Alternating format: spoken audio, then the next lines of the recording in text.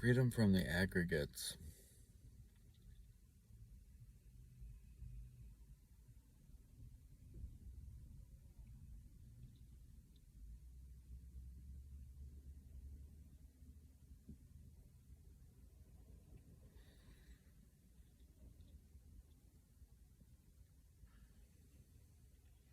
What is the mind that is gladdened?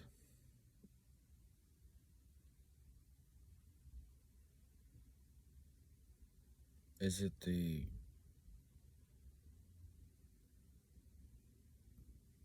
mental formations that are gladdened? Is it the sense consciousnesses that are gladdened?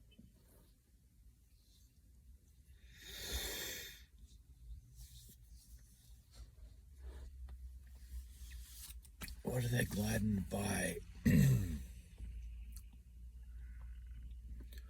Are they gladdened by themselves?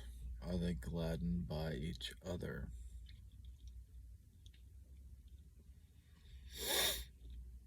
Are they gladdened by getting what they want? See, I gladden by getting what it wants.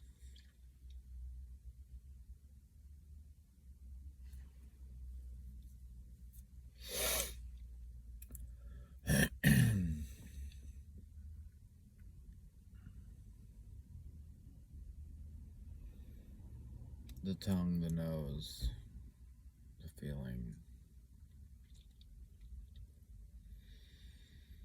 the ear.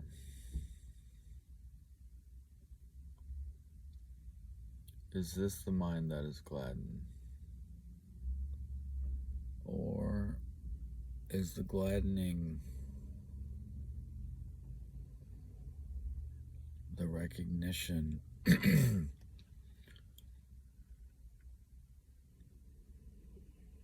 of the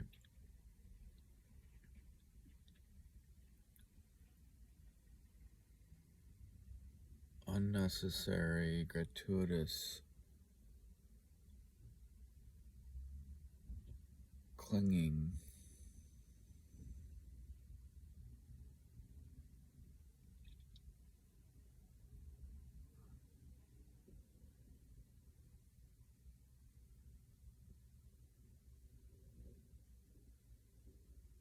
in these aggregates or between these aggregates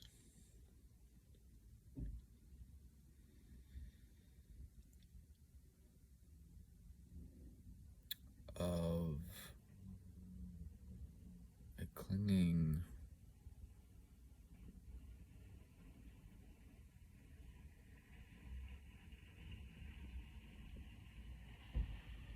that prevents the view of the aggregates as aggregates, prevents the view of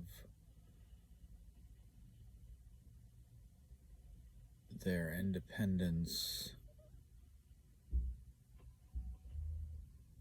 and their interrelatedness, and prevents the view of their dissatisfactory and non-self nature.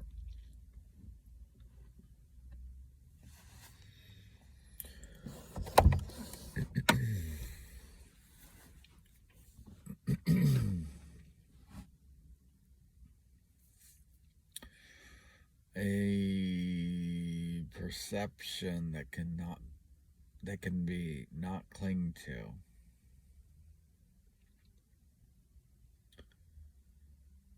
A perception that can be regarded with dispassion. Whether a perception stemming from one sense space or the other, others,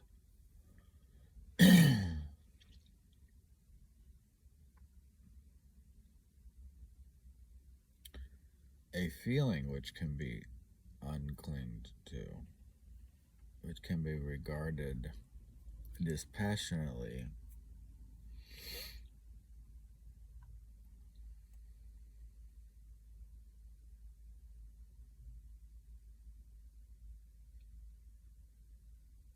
a mental formation that can be regarded dispassionately with no karma,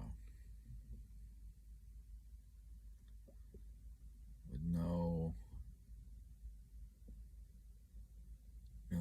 ill will and no greed, but regarded and not ignored, not distracted from, not ignorant of.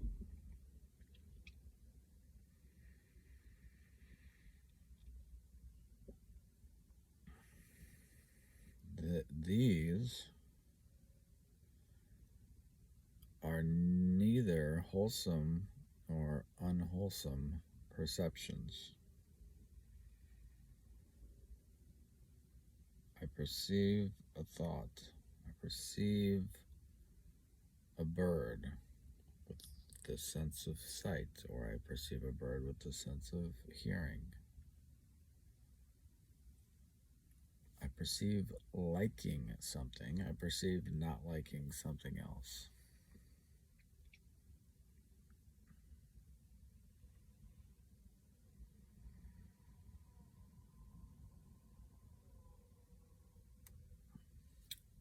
Liking the bird is neither wholesome nor unwholesome. What is wholesome is being dispassionate towards liking the bird. What is unwholesome is the view from inside the passion.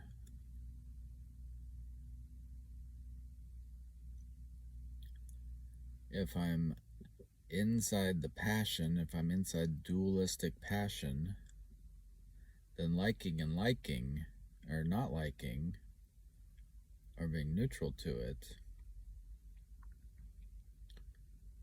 is not, there's no way out of that. You have to choose, because you're creating someone who is against that which is perceived, who is apart from it, and that person apart from the perception takes liking and disliking, or not knowing whether they like or dislike, as the whole game, as the whole of potentiality of the, that's the only action that can be taken, or view that can be taken. Whereas when you're not in between liking and disliking and not knowing, and you're viewing liking and disliking as just another kind of perception, another thing to be perceived, a pile to be perceived, then that allows dispassion. That allows distance, non-attachment, non-clinging, non-ownership.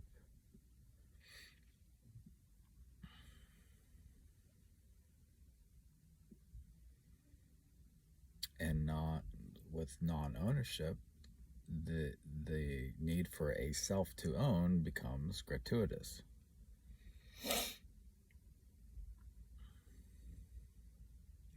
And the liking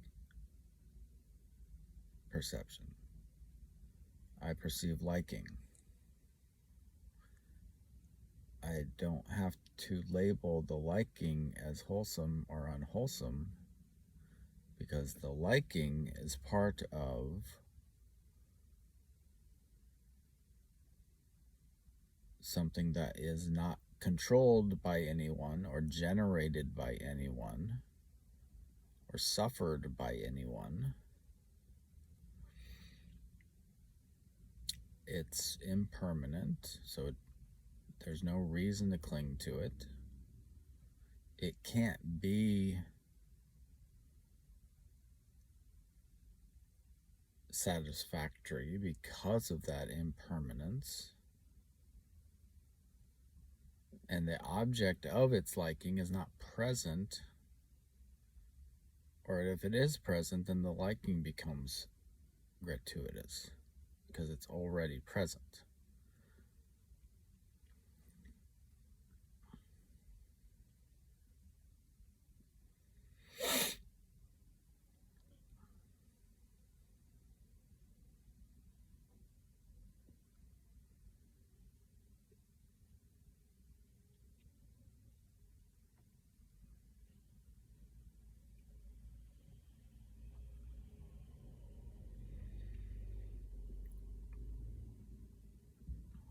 A wholesome thought makes no more sense than a wholesome perception.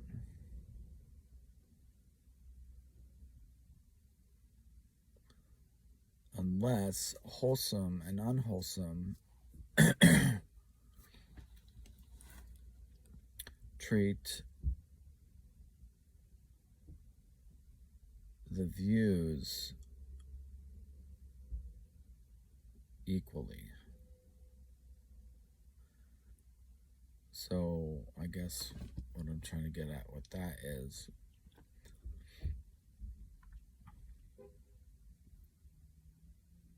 this passion, not clinging,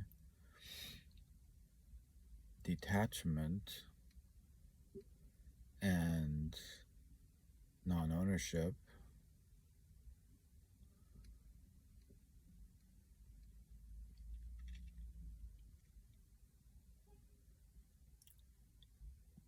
has no self to gladden.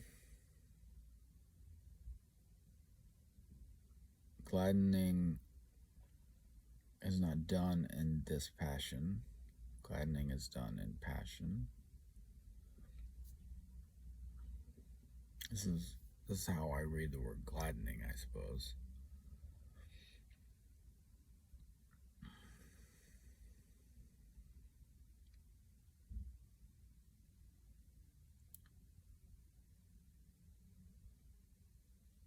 But if the gladdening is relative to the content of the aggregate, then it's not free. Whoever's or whatever is viewing, whatever, a view that can take a relative aggregate or a relative situation and either be gladdened by that aggregate or not gladdened by that aggregate, depending on the content of the aggregate, is not a dispassionate view. It's not a free view. It's a view bound by preference, liking and disliking, greed and aversion.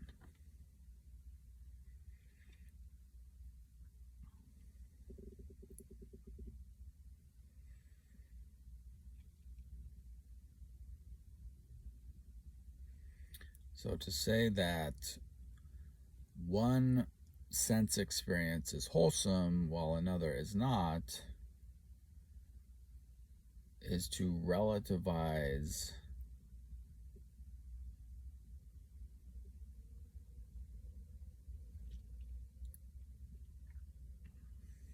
or to make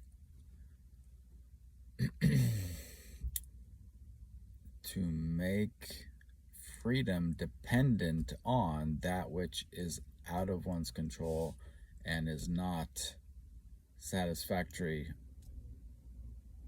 in itself and cannot be owned, and